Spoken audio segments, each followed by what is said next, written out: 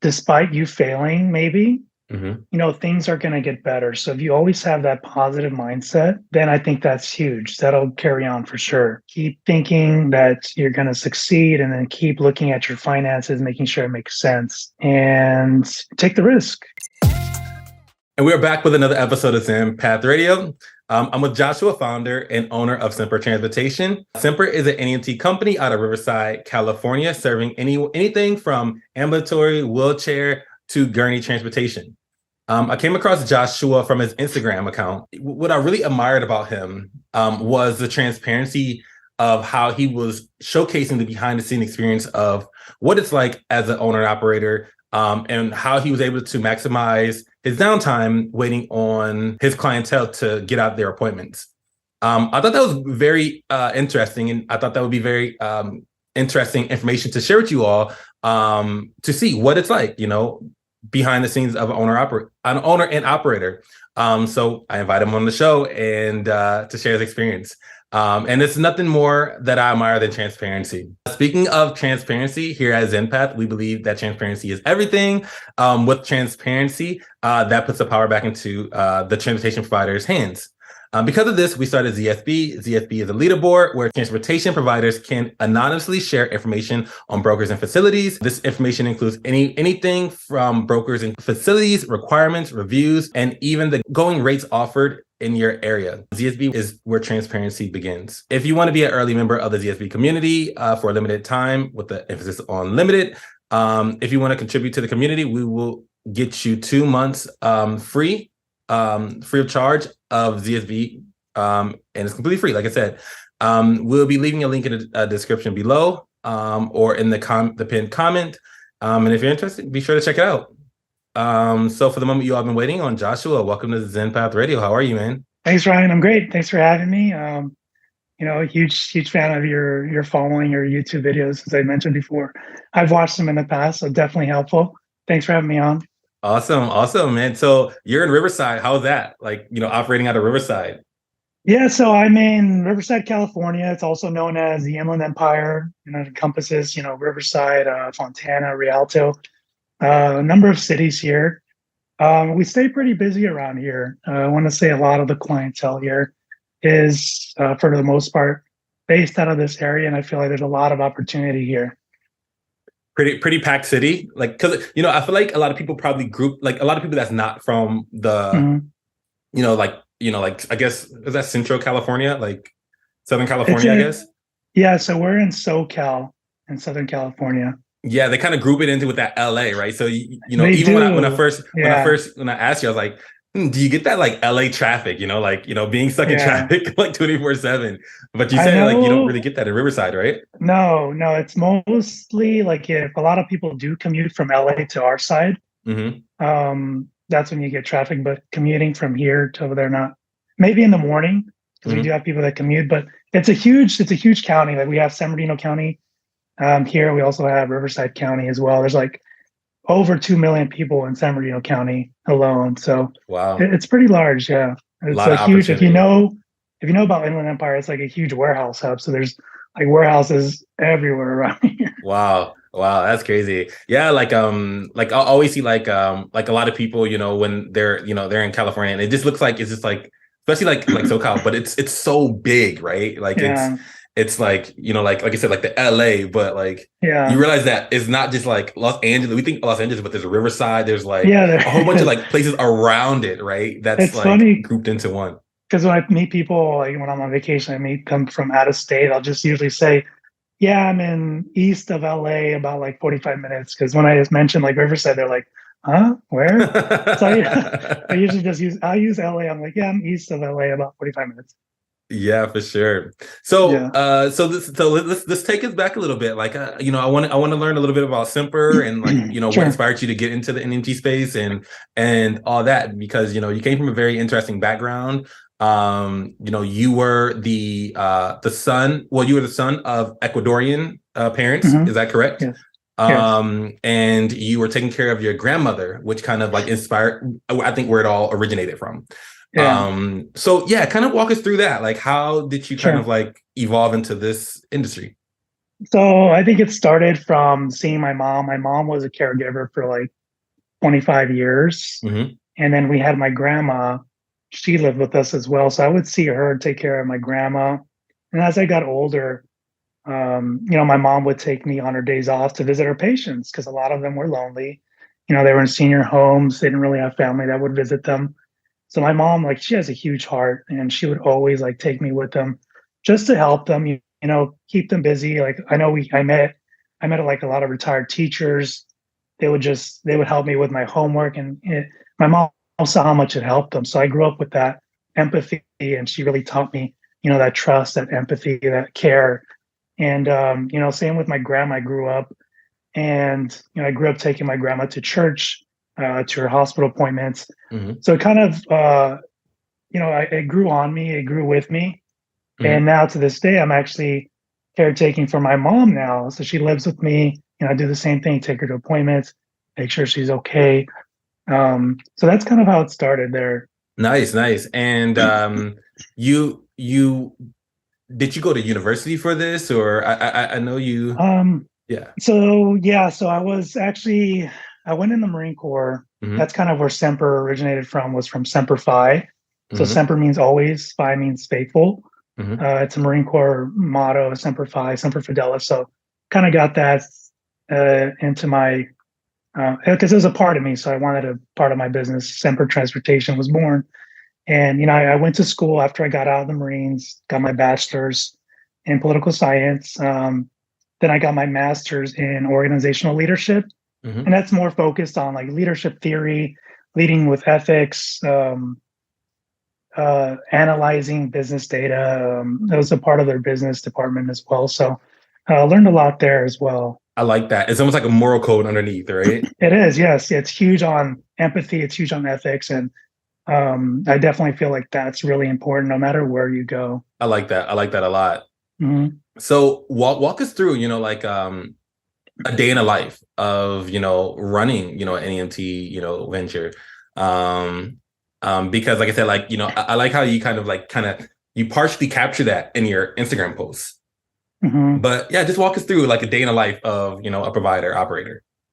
So, it starts with me. Well, it starts with getting the trips. As I get the trips, I'm my own dispatch. I was my own driver. So that's where you kind of saw the behind the scenes of me.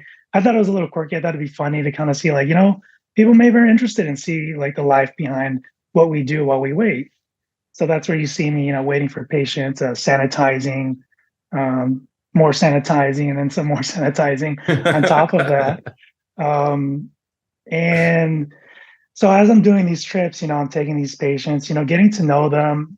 They've got like great stories. I love hearing about people. A lot of these people are, retired. They've got like whole life behind them. So they've got a lot of experience, and it's pretty nice talking to them, getting to know them. And so I'm doing that, and I kind of now moved into a position where I'm just dispatch, and I hired a driver to kind of help me balance my current job and this business. Nice. So, okay, so I want to rewind a little bit. So like, when it comes to like so let's say the Instagram post, right? Like, Mm-hmm. What I really like is like the story that you're able to capture, like almost like a story, right? Where you're like, Mm-hmm. you're like cleaning, waiting, Mm-hmm. vehicle checks, more waiting, and it kept going back to like this like very storyline. It was very interesting of like, okay, like he knows how to, when someone is maybe like, like trying to maximize their time, or maybe Yes. it's, like, just trying to kind of like utilize, that Exactly. empty window, and you're able to like kind of like address that and show that these are important things that people should do. I thought that was very important. Yeah. So I really like that, right? So how often do you do that kind of thing? Do you do that every time you wait on a patient, or how do you know what to do and wait on do you understand? And is that like an employee kind of thing that you hand out to your employees? So a lot of that honestly originated from my current job. I'm working at Amazon. I'm an operations manager there. Mm-hmm. And the big thing about them is safety. and quality and efficiency. So whenever I have downtime, I'm thinking like, okay, what can I do now to improve something? So that's kind of where that originated. Like wherever there's downtime, there shouldn't really be a downtime. There should be ways to improve something. So I always look from their perspective, and I brought that into my business. And I'm like, okay, so I'm here. I'm not going to just wait. Sometimes I'll read a book. Other times I'll do the vehicle checks. I'll make sure everything's sanitized. I'll look for future trips. Make sure I'm staying busy and not just sitting there. You ever heard that saying like do as I do but don't do as I say or something like that? Yes. It's do as I say, don't do as I do. Do as I say, don't. Yeah. Exactly. And so one thing that I really, really admire is that like when you have employees, like what you did, you have employees and you try to instill those values into your future employees, they can see that you do it yourself, of how you're able to like firsthand, like what you do, how you're able to, how much pride you take in it. And that pride kind of like trickles down. Do you understand? Because I felt that by looking at your videos, right? And I'm like, wow, like this guy really takes pride, he's painting, he's vehicle checks, he's doing all these things, waiting, but he makes it like almost like an enjoyable experience. And, like, I don't know, I just felt like, wow, like I can feel the pride, spilling from that video. Do you understand? Yeah. And that's another point. That's a good point too. It's like, no matter where you are, I feel like you should be able to do, whatever job your employees are doing. So I like to showcase that by showing them like, hey, this is what we do. It doesn't matter where you're at. It doesn't matter if you're like the owner of the company or you're just a driver or you're a dispatcher. You should be able to, no matter where you're at, do what you're supposed to do, to make sure that the company grows and make sure that we're staying safe, sanitizing everything. Absolutely. What year, when did you start your business? I started it last year. Well, if you want to start from when I started researching this, I'd say 2022, January, around there. I started researching into the business, started looking more into what to do, what I needed. I didn't get I got my vehicle around May. Then I was looking for a commercial insurance. I didn't get my first, really didn't start until about December, November of 2022. So about 6 months ago now. Awesome. And when you first started, I think this is like where a lot of people are like split decisions, they don't really know what to do, when starting out, did you decide on going with brokers or private pay? And what was your deciding factor? So I went with brokers first, just so I can keep trips coming, so I can get some income, some revenue in. And the main reason is because for privates, I feel like you need to do a lot of more marketing. With brokers, they're pretty straightforward with signing up companies. So I felt that was the easiest route. I just want to look for the easiest route first that would bring in some income. Then after I get that established, then I was looking for the private clients. I understand. So between the idea, going with the broker, right? Between the idea for phase and then I guess like the registration phase and then signing up for the brokers, how long did you have to wait in between that to like start doing your first trips? I'd say it was probably maybe a month. A month? There. That's not bad. Yeah. That's not bad at all. Yeah. I've heard some horror stories of like just people like, being left on red, not getting responses back, responses back. And they're still having to pay for insurance and all these, other things. Yeah, that's rough. That's yeah. And I think that's one of like the perks of like having, a job, right? Like a job, while, running a business. And we're definitely going to address that, the perks and stuff like that, when it comes to that. So when it came to the registration aspect of getting started, what was one of the I guess like how would you describe that process, of the, getting started, the registration process? Like, was it easy? Was it hard? Was it a reasonable aspect or was there some unreasonable parts of it? Like, what do you think? It was definitely difficult because I haven't done it before. So it was difficult getting started, registering with them and, not knowing much about what they would require. There was times where I didn't really hear back, but I was very persistent. And, I was looking at more of like, not more how they can benefit me, but how I can benefit them. So I would word it a different way to be like, hey, I've noticed you've had, like, and this is from what I see from what I hear from, dialysis centers, other healthcare providers, like, hey, we've got patients that are missing appointments. And I said, well, bring me along. I can close that gap for you. Just help me out, get me started, and let me help you, not miss any of our, clients' appointments, and make sure that we're on track to everything. So I kind of word it in a way where I can help them. I like that. So basically, you make yourself present, right? And you're going in there and talking with facilitators and stuff like that. Like getting, knowing the people in the industry, the network. So like when you drop your clients off, you are talking to these people, the receptionists and stuff like that. Is that what you're saying? Yeah. Even researching online, like you see and you hear a lot too from friends, from family. You hear it a lot. So like, so would you say like that, like all that, like, getting started, would you say that's like a very, like, do you think anybody can do it, like that kind of thing? Do you think it's like a thing of like, this is a very like reasonable thing, or do you think it's like, like it takes a lot of grit, like it's not for the weak? Do you understand what I'm trying to say? Like, it's not for the weak. I think you definitely have to have grit. You've got to be persistent. You've got to be goal-oriented to be able to kind of understand that there may be a risk of, because you need commercial insurance, and we can get into that also, but, that you're going to be negative. And, in order for you to like push yourself more, you got to make sure that you're following up with these brokers and, staying persistent. So I definitely think there's definitely grit that helps a lot. I think for the most part, I could be wrong, but most people start off in a negative. Is that correct? Because that's like correct. You probably have to get that commercial insurance. You have to get, all that, the application fees and stuff like that. Yeah. And then you have to be on the waiting list, right? Wait to get a response. But one thing that I like what you just said is like, you have to follow up. You have to follow up with people. You can't expect them to just like, I mean, I guess like, you would think that they're supposed to, follow up with you, right? And they're supposed to, contact you back at a certain time frame, but you can't put the power into others, hands. You have to, do exactly that, due diligence, and follow up yourself, and don't let up, basically. Is that correct? Yeah, that's exactly right. I like that. Persistence. Yeah.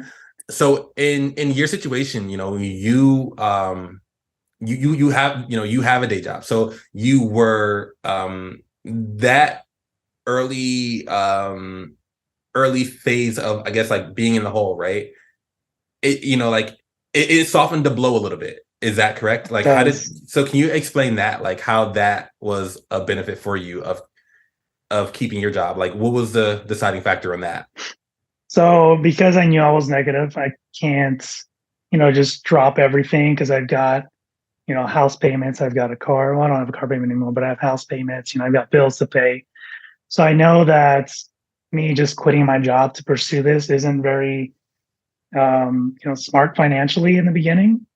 So I knew I was going to have to work hard on my days off and focus on my business on my days off, while, during my work hours, I'm focused on work. So that extra income definitely helped by, softening the blow on, the negative that I did have in the beginning from my business. It also helps me with being able to fund like marketing, so it definitely comes in handy having another income. It's busy work. I'm not gonna lie. It's very hard, having to juggle both, but it helps. It makes more sense, at least for me, and what I have going on. Did you have employees when first starting off? No, I didn't. It was myself. Got it. So how were you able to, like, how do you balance the time between a day job and driving around and stuff like that? So I'd work 4 days out of the week. I'd work about 12 hours at Amazon. And the remainder of the days is when I would focus on my business. Before I got started, I talked to my wife and, let her know, like, hey, this is going to be a little struggle at first. I'm going to need some time to focus on the business. And she was all for it. So she supported for sure all the way. And the way I would balance it out is, my days off, I have a schedule like from, hey, I'm going to set this time aside to focus on buildings, whether it's going around passing out brochures, or getting in contact with brokers, but I'm going to have this time here set aside just for Semper transportation, and then this time for family. Definitely. So did you find it being a challenging thing, like, or was it kind of like, did it come up second nature to you, where it's like, you know what, like, I have these responsibilities, I'm just going to get it done? Or was it kind of like a challenge? Because a lot of entrepreneurs, they fall into that mental, state where it's just like, I can't do this, this job anymore, right? Because it's like, like, I feel like it's two different mental states. Do you understand what I'm trying to say? Yeah. So how do you balance the mental states, right? Of like entrepreneurship, like where it's almost like a full-time, 48 hours, because you're always thinking about it, right? Yeah. But then you have to like shift mindsets, when you're at work, right? Of kind of like shutting off the. Yeah. You understand what I'm trying to say? That was hard. Yeah, that was hard because it was still obviously on my work. It's stuff still crosses my mind, and I'm like, maybe I'll have ideas that'll come up, so I'll just write them down or I text them to myself for my job or at my job for my business. So it's definitely a struggle. It's difficult. I'm not gonna lie. It's hard balancing both. And I could only do it for, let's say I started researching this January.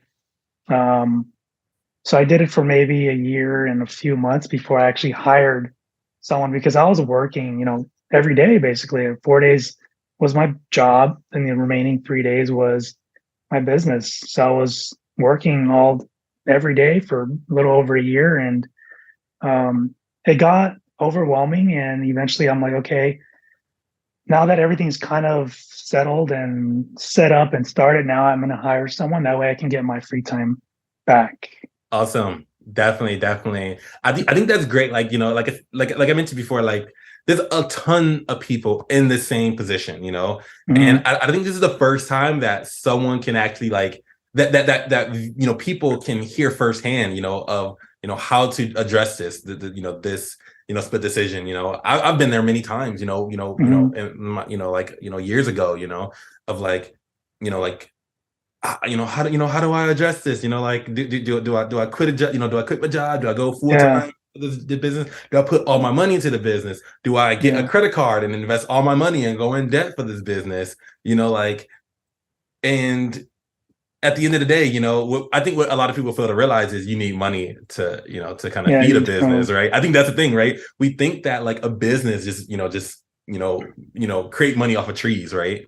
But for that business to grow, you kind of have to feed it almost like a child, right? Yeah, you have to feed it with money, right? You have marketing, you have fees, you have expenses, you have insurance, you have all these different, things. And if you have insurance, if you have employees, that a whole nother, like, like web of, problems, that can arise, So I think these are things that, like, I think a lot of people overlook, right? Another thing too, it's like I was comfortable going negative.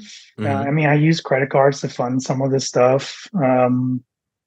I pulled out because I pulled out of my like investments to fund for this stuff. I've always invested in stocks and stuff. So I used all of my money that I had from there and just put it into this business. And it was a risk, but I'm okay with that. I'm okay with taking risks, as long as I feel comfortable about them. And, I do some research of my own, and I'm huge on, positive thinking. I'm big on affirmations. So that also helps as well. Do you think people should be prepared to accept sacrifices? Like like that's just the name of the game of entrepreneurship. Do you think like that's just something that people should just like, like that's just, part of, entrepreneurship? What do you think? Yeah, I think that's. Or do you think that's an extremist point of view? Do you think that's an extremist point of view? You should be able to kind of what we were talking about earlier, have the grit and accept that despite you failing, maybe, things are going to get better. So if you always have that positive mindset, then I think that's huge. That'll carry on for sure. I don't necessarily want to say you should always think that, I'm going to be negative. I should say like, okay, I'm always going to be positive, but if I happen to fail, what did I learn from this failure? how can I grow from this?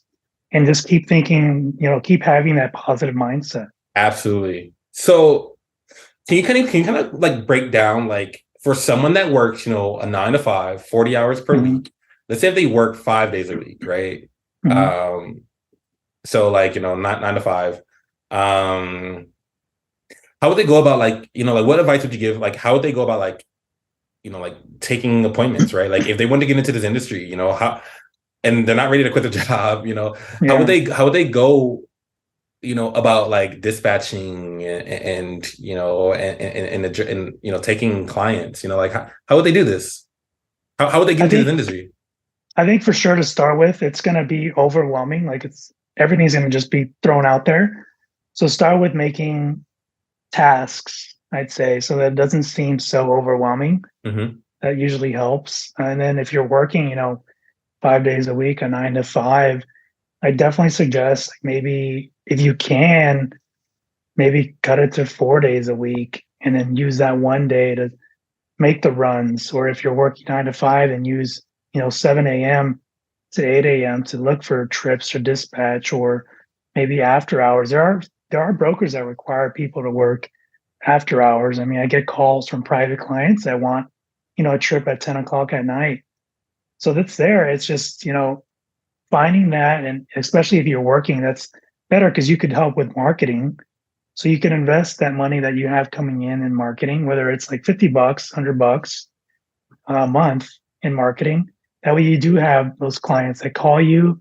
Another good idea that I was thinking of that I never did was even partnering with another NEMT company nearby and say, I've got this trip, but if I give it to you, can I maybe get like 20%? Even doing it that way. So start, networking with other companies. I like that. And so basically, like, in the daytime, you're partnering up with another NEMT, company. And then when you get off work, you can kind of like just hop into your van and then you can start addressing trips yourself. What about when it comes to dispatching, right? Like, I guess you really can't, because like, even if you're partnering with another company, right, would you have to dispatch like during that time while you're like, would you have to still? I think the most you would have to do is get, like, I would be at work, I get calls and I'd step out really quick. I'd take the call, get the pickup address, drop off address, the date, time, all set. It'd take probably about 10 minutes. You could do it that way. And then again, like I said, partnering with other companies who are willing to, because I actually called someone who, when I just started, I was going to partner with, because I felt that it was overwhelming for me to do this on my days off. I didn't want to do it, but they were open to actually partnering with me and getting a certain percentage from a trip. So it's out there. You just have to network and call people. Would you recommend since you're at a job, right? And you have the finance, like I think that's the huge benefit, is you have a financial like backing. Would you recommend like hiring a dispatcher, at that that stage? Or I mean, if you can, it'll make things easier for sure, but I'd rather not. I'd rather invest it in other things like marketing and stuff like that. Yeah, I'd rather do that. So someone that doesn't have the freedom of stepping out, every 10 minutes or whatever, to answer a call, right? Like, do you recommend, like, how do you recommend them kind of like allocating their time, or their tasks? Do you recommend hiring or automated machine or something? You could even have. Are you saying if someone calls? Yeah, like if someone calls, step out for the call. Exactly. Maybe they have a more demanding, like a time demanding, like position or something like that. Like constantly in work. Exactly. Mode. I would say what you can also do is have a friendly voice recorder. Hi, this is Joshua with Semper Transportation. Please tell me how I can best support you, whether it's wheelchair, date and time. Pickup address, drop off address, and I look forward to speaking with you. You can call or text, so you could set up a voice recording that way. And then immediately, as soon as you on break or on lunch, give them a call back. Got it. And then I guess that at that point, right, it forwards to the partnership, and then it's all like kind of streamlined from there. So I think that's great. Like, I think that's very interesting. I think like that's definitely something that I think a lot of people will find useful, if they're in this situation. on how to, kind of like get, like at least get their foot into the industry, when, because I can definitely see a lot of people being worried about that, that being a huge thing. Do you have any like advice in this kind of like realm? Like for people if people came to you and said like, hey Joshua, I'm thinking about quitting my job, or I'm thinking about like, what to do with my job, like quit or stay at my job, when starting this industry. What advice would you give them? I think I'd start with what I did is I made an Excel sheet with all my finances. Projections for the business, how much I would charge, what expenses I would have, what I'm bringing in, and looking at that and saying, okay, what can I afford? Can I afford to maybe work less hours at work? Can I afford to, cancel, YouTube TV or Netflix, for the next couple months while I get this up and running? Maybe I won't eat out as much. I'll just stick to homemade, home cooked meals. So look at your finances is definitely important. And then go from there. If you can afford to lessen your workload and work maybe 2 days out of the week, as long as you're just consistent with your finances and you're keeping track of everything, then do it. If not, then, continue working your job and then use that money to invest into the business. Or like I said earlier, partner with someone, work with a percentage, maybe a contract with them, how you can get some funds and get this started just to get your business name out there. Awesome. And so just like almost like have like to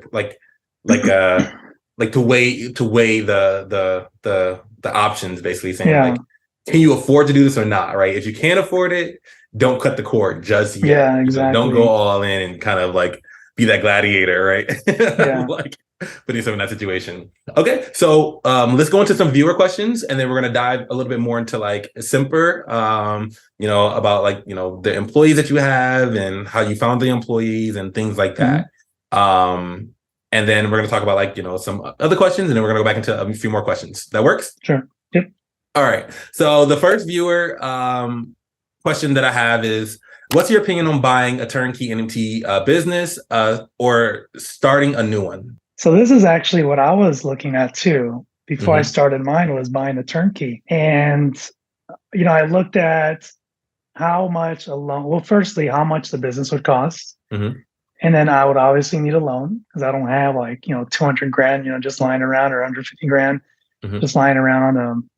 So I would look at how much the business was, what the finances were, how much it was projecting a month. And then I went with, can I get a loan?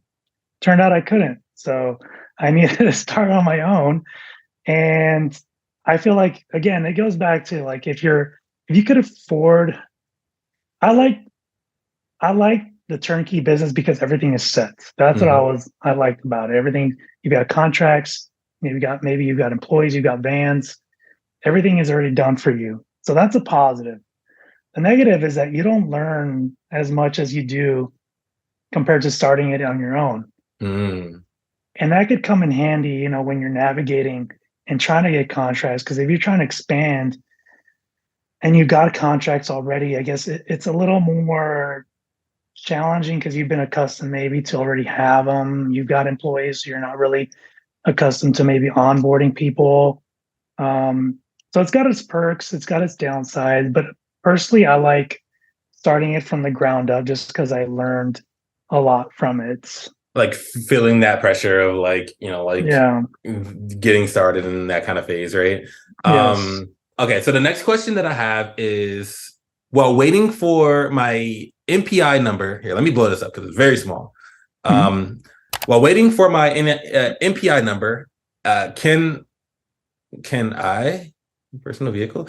Can I use my personal vehicle? So I know with the MPI number, that's for being able to do Medi-Cal, Medicare trips. So long as you're not doing that, then you're completely fine. And I mean, if you're using a personal vehicle, for sure you've got to have, liability insurance. So, people, depends on the person if you want to keep it under your name, or if you don't want to keep it under your name and keep it under your business name just for less like liability on you, then that's, that's depending on the owner.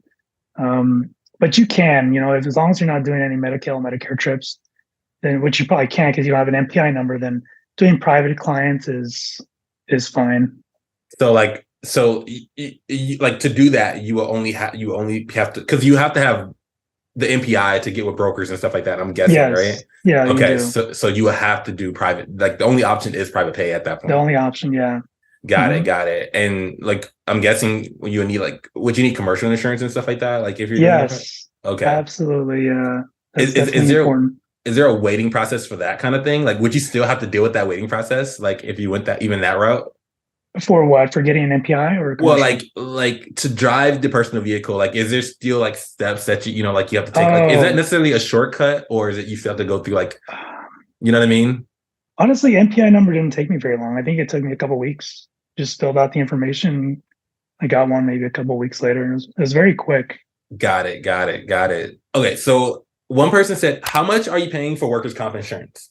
Now, of course, this question will probably be different for like different states and different, like places, or operating in. But like, what is someone looking at paying for workers' comp insurance? Well, it definitely depends on how many hours your employee works, but it could range, vary from maybe as low as like $150 a month to maybe as high as 300.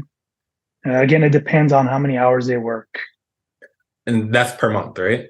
Per month, yes. Per month. Wow. Yeah. Wow.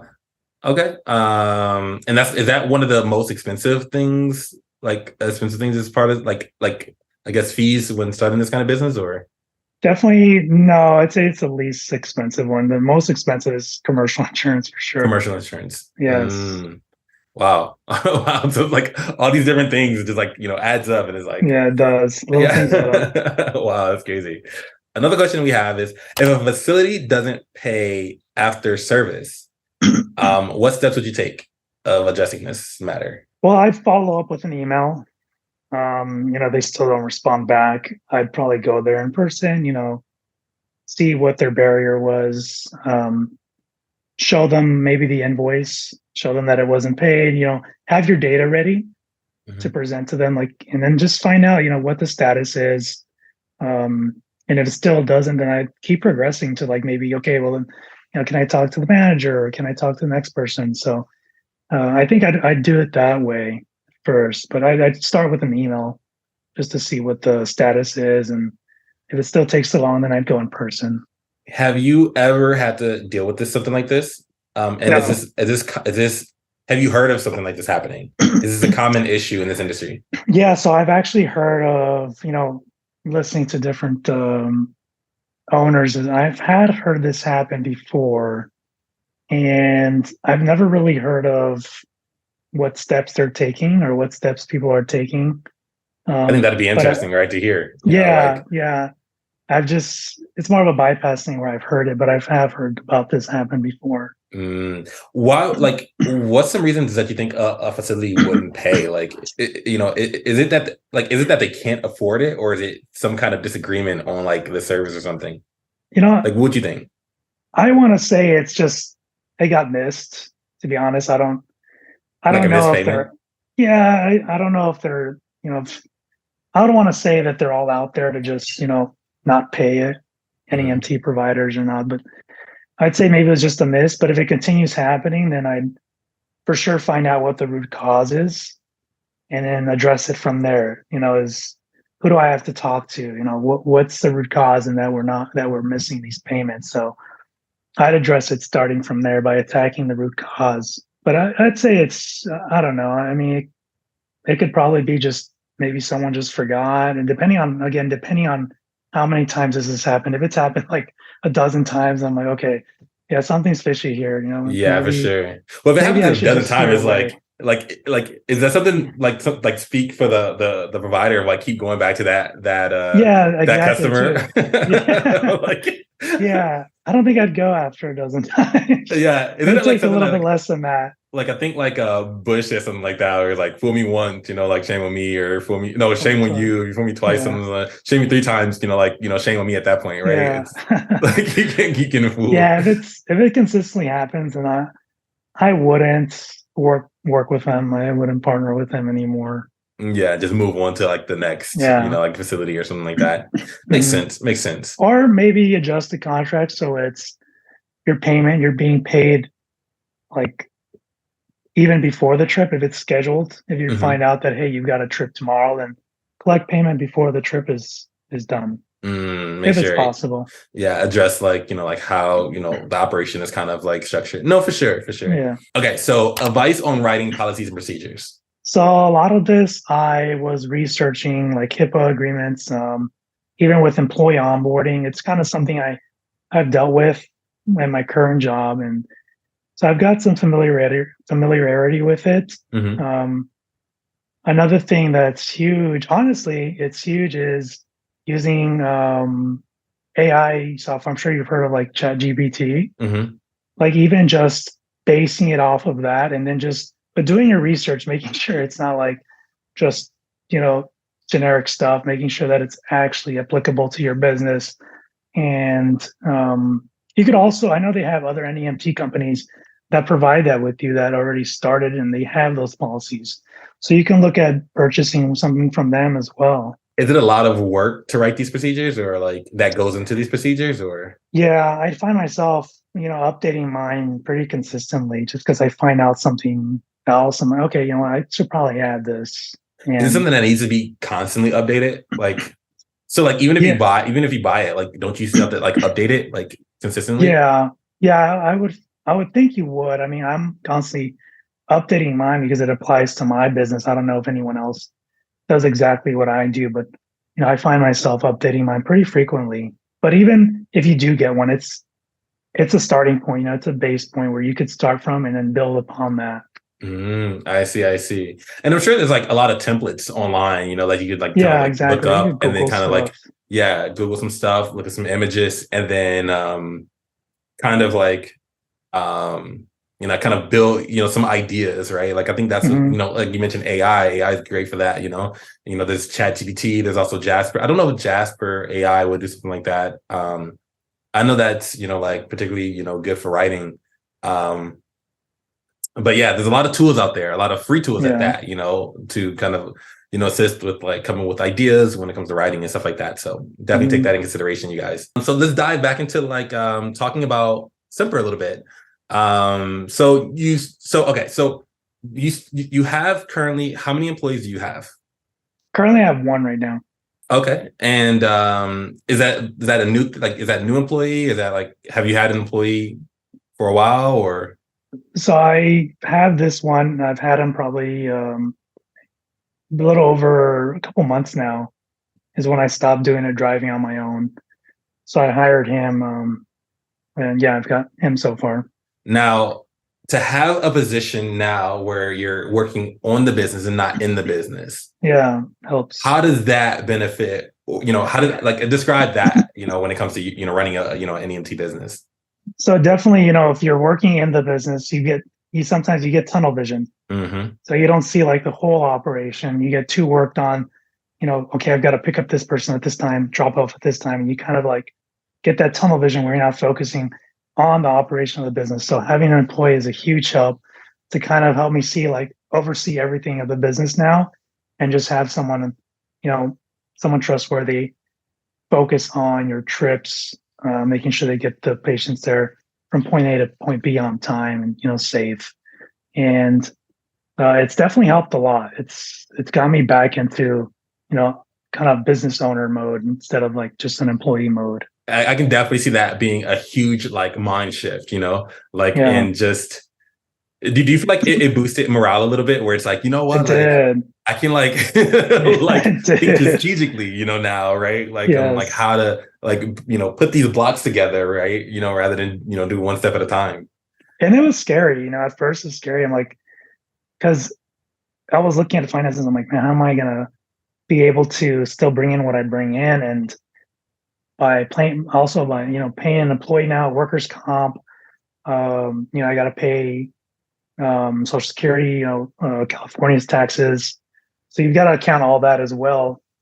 And, but again, it comes to, again, with me, like positive mindset, keep, thinking that you're going to succeed, and then keep looking at your finances, making sure it makes sense, and take the risk, If you fail, then what did you learn? How did you know it was time to hire? When to step out of that role? When I was pretty burned out of working on my days.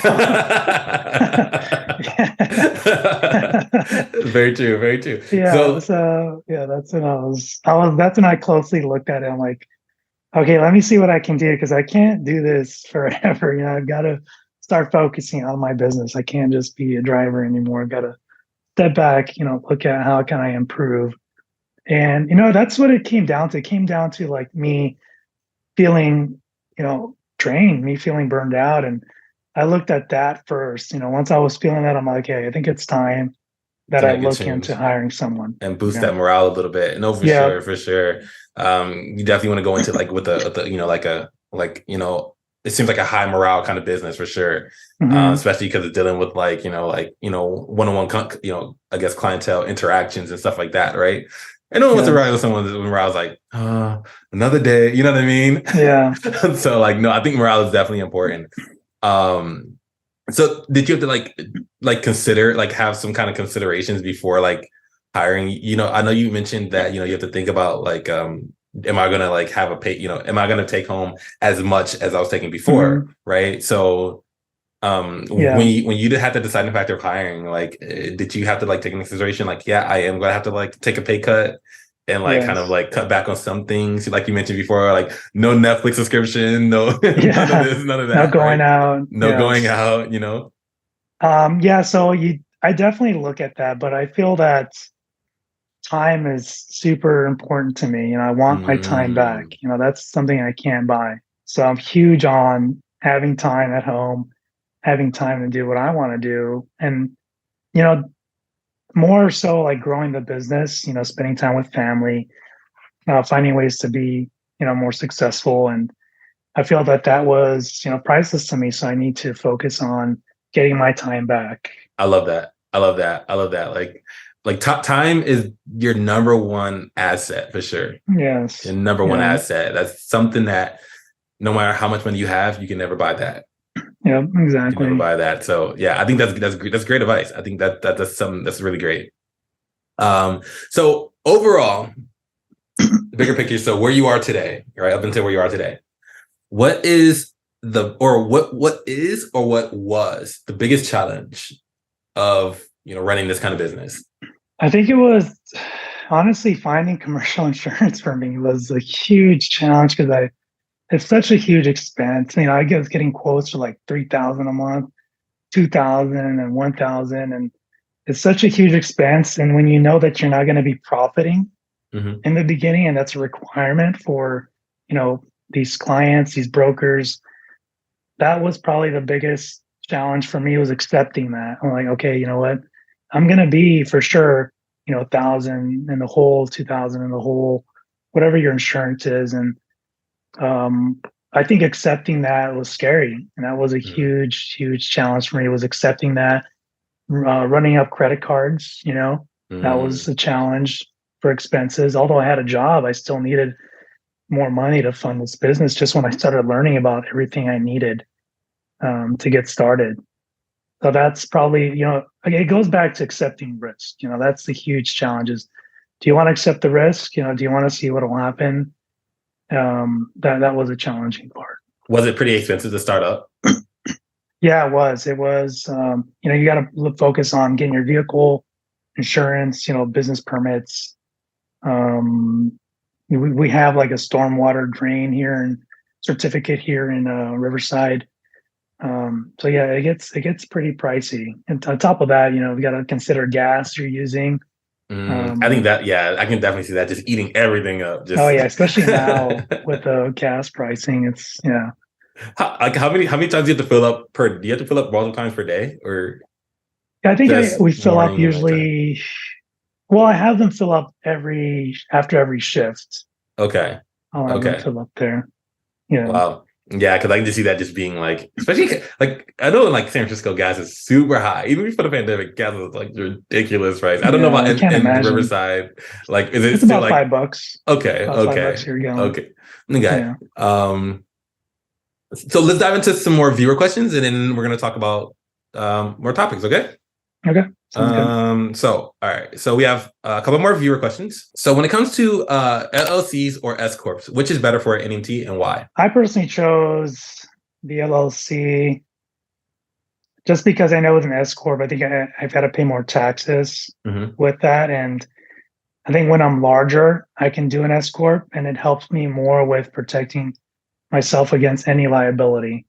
But personally, for just starting out to avoid, paying more taxes, I just stuck with the LLC. Does it, like, I don't know if you know the answer to this question, but does it matter where you incorporate your business? Like, does it matter what state, or does it have to be the state that you're operating out of? I mean, like, what do you mean? Like, for example, could you incorporate your company in New York City, right? But you're operating in, because let's say if you are a global company, right? Like, and I'm pretty sure at that point, right, you can be, incorporated in Washington, and then you can still be operating out of, California. Like, so, when you're a smaller company, does it matter where you necessarily incorporate? I'm not too sure. That's a good question. Because I know for tech, right? Because tech is a global thing, right? Yes. You can incorporate anywhere, right? So you can, most companies actually, like, if you think of like Amazon and all these like big companies, you would never guess where they incorporate. Guess where they incorporate? No idea. Would you think California? No, definitely not. Exactly. Definitely not California. Like maybe Texas. Not even Delaware. Oh, okay. Something really random, right? Yeah. But it's benefits behind it, right? Like, taxes and stuff like that. Yeah. So that's what I was wondering, does that same rule also apply to the NEMT space and stuff like that? I want to say it does, as long as I think you've probably got to be a resident there, though. I want to say at least spend there's virtual addresses now, though, time. too. There's virtual that is addresses, true. Stuff like that. There's other, which is pretty interesting. Yeah, that is true now.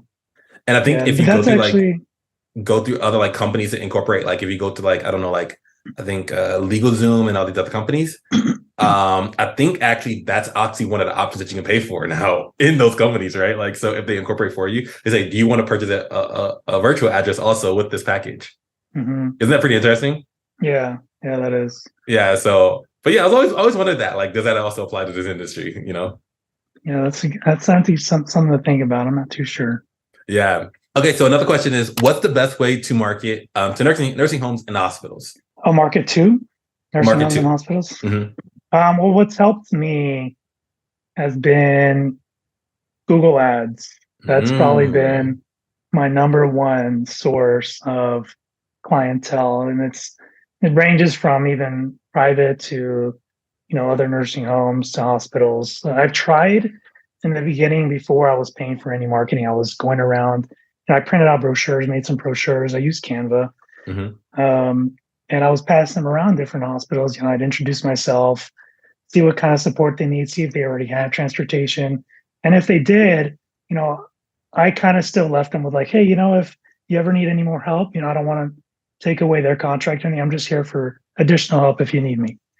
And so I went around different hospitals, different nursing homes, and did that. I didn't really get much back, but I had a lot of luck. I had good fortune with using Google Ads to market my business. I feel like you secretly have a lot of a huge learning knowledge when it comes to that kind of thing, huh? You've been building knowledge when it comes to Google Ads. Are you using trends at all? Keywords and stuff? Yeah. Oh yeah. I definitely researched into, before I started, okay, what's the best thing? I started researching more into keywords. I learned about Google Analytics. So I was watching different YouTube videos on it and trying to pick it up on my own. You know what, Joshua, this all makes sense now. I see you have a blog. It all makes sense now. Oh yeah, exactly. It all makes sense. Yeah, the SEO master here. Yes. That's the amazing. blog definitely helps. Yes, I want people to find me. I love it. I'm also having, setting advice, letting people know what to do and not to do. So got it. What's better when getting started, a wheelchair van or bus? So, bus as in no Let's actually throw in van? a personal vehicle on top of that. I guess, Can you use personal vehicles? Let's do like bus, personal vehicles. Yeah. Like maybe like a non-wheelchair, you mean? Or yeah, sure. Let's like non-wheelchair. Okay. Because I guess they're addressing like when getting started. So like the first vehicle, I guess that's what they're talking about. So I would for sure start with a wheelchair vehicle.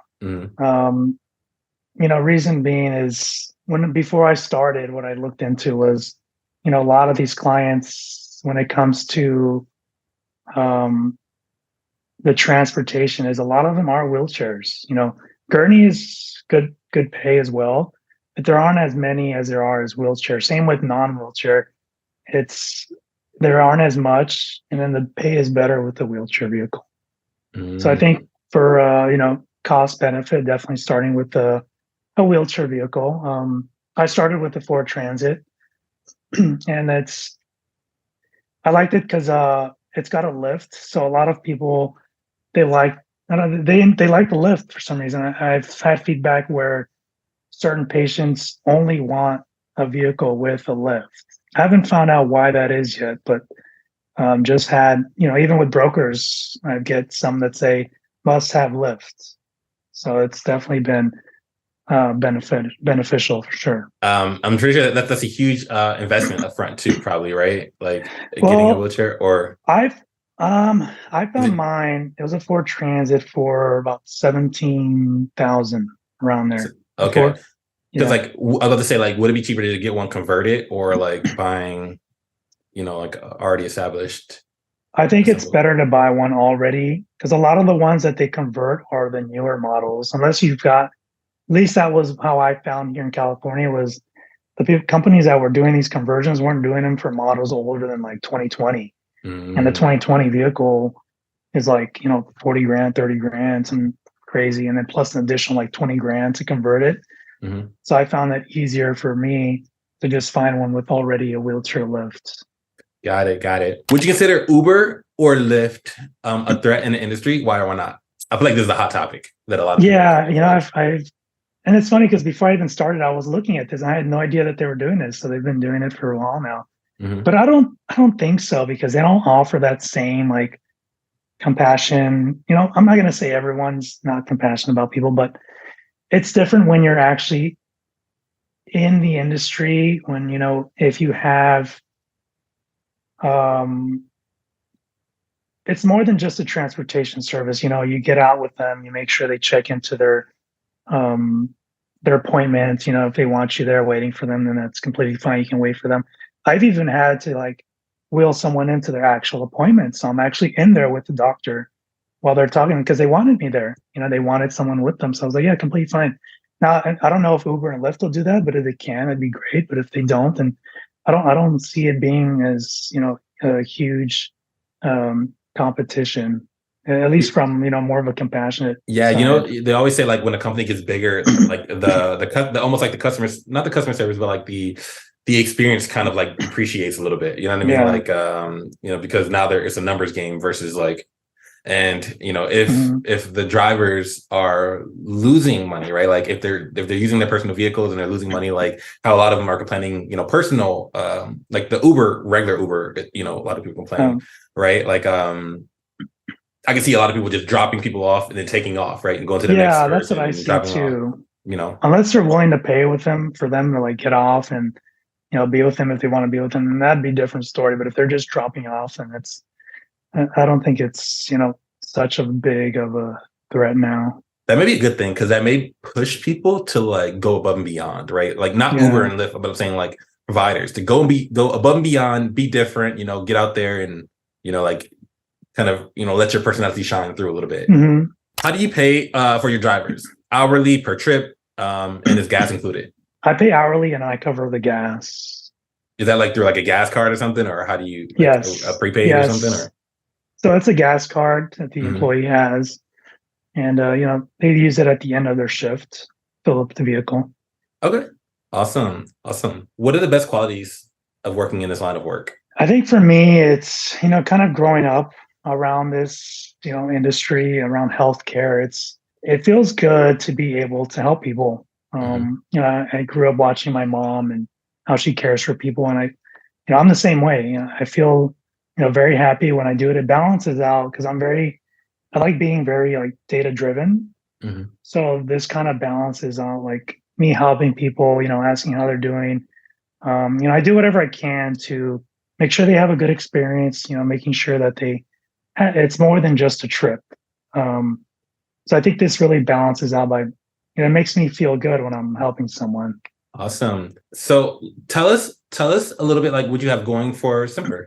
So like, what is the future of Semper, and like, do you have anything, upcoming with Semper, like that we should all know about? Like, kind of let us know on the inside of Semper, what's going on. Like, for example, do you have events going on? Are you hiring? Yeah. So right now, what I'm looking for is maybe partnering with other like physicians or other hospitals, but more about maybe promoting them. So I want to start out, this is more for marketing, like a newsletter, and promoting like other local businesses within my industry on like, orthopedics or, physicians, and, promoting their business. And so that's something I really want to start is how can I, be more useful through emails by helping people. Yeah. And eventually I want to do events like my mom. I want to get her involved in the business, and I want to host, events for seniors where my mom can actually do the hosting, and she could go around and, she's been knitting for like 30 years, 40 years. So maybe have classes for that or some kind of like social gathering, something like that in the future as well. Is what I really want to do is kind of help the community. Because again, a lot of these people are alone and they don't have anyone that visits them. And they, I want to help them get out. I want I want them to be like comfortable. I want them to be happy. And I want to help as many people as I can. I love that. How can people, like if they're interested in these things, like how can they sign up, or like you mentioned, like I'm sure a lot of people are going to be watching this video and a lot of providers, and let's say they're like, oh, you know what, like Joshua, like that newsletter idea sounds amazing, right? Like how do they, do you have a sign up list or do you have anything going, or how do they? So right now it's still in the works, but if anyone's interested, if you're in Riverside, within the Inland Empire, you can visit my website. It's called sempertransport.com. That's SEM as in Mike, PER, transport, TRANSPORT.com. And you could contact me there via phone at 833-736-7372, or you can text me, or you can reach out to me via email at hello@sempertransport.com. Awesome. And you guys, will be leaving that information in the description of the video too. And Joshua's available to, he's available, right? You're accessible. Yep. So feel free to like reach out to him, if you have any questions and you're really interested in what he has, to offer. What's where can people find you? Like, I mean, other than your website that you just mentioned, but where else can people find you? And I've got social media. I've got Instagram, Semper Transportation, or I've got a TikTok as well. I've got a Facebook as well, and Semper Transportation also. So you can contact me there, direct message. I'm completely like transparent. If you need help, if you need guidance, if you need, transportation, feel free to reach out. Awesome. And Joshua has a lot of things going on, so like you guys reach out to him. He has a lot of information. He's very transparent, so he has a lot of great insight in this industry. So definitely reach out to him. As I mentioned, we will be leaving his information in the description of the video. So definitely reach out to him. And check out the description. If you have any questions, drop the comment below. Let us know what you thought of this episode. We would love to hear from you all. And thank you so much for watching this interview. We really appreciate you guys, like all you viewers. You guys are very much appreciated. So this has been another episode of Zenpath Radio, and see you on the next one.